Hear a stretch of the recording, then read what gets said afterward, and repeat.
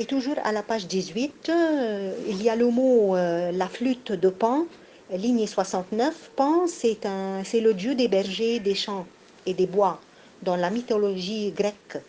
Il inspire la peur. Et à la ligne 75, il y a une reprise nominale, ce cornio d'animal, c'est le mouton bien sûr. Et quand même, malgré tout cela, nous voyons que la mère est très tenace, elle ne perd pas son sang-froid et elle continue son opération. À la page 19, à la fin de la journée, il y avait un tas de laine dans le coffre à bois et quelques lambeaux, quelques morceaux de peau.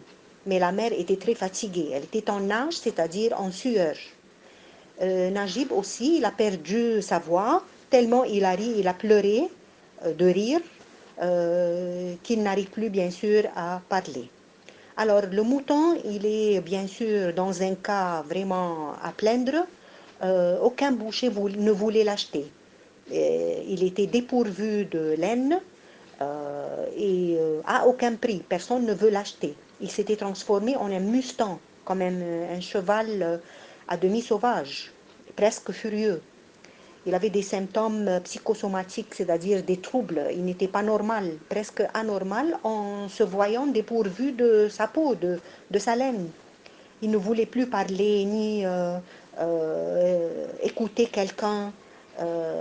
Il ne voulait plus entendre parler ni d'arène ni de danse. Arène, c'est un espace sablé.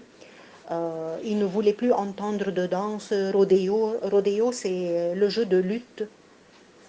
Tellement il était agité, il avait comme ça des manières un peu bizarres. euh, et, et il, et il faisait un cri, il hurlait, il faisait un cri comme s'il demandait pitié, pitié. Il demandait aux gens de faire pitié de lui. Najib, il demande à son frère de venir et ils vont prendre le mouton, ils vont le faire monter sur la terrasse de la maison. Le ruminant, c'est à la ligne 95, c'est toujours le mouton, c'est une reprise nominale. On le juge, on le met sur son dos et on le fait monter sur la terrasse de la maison.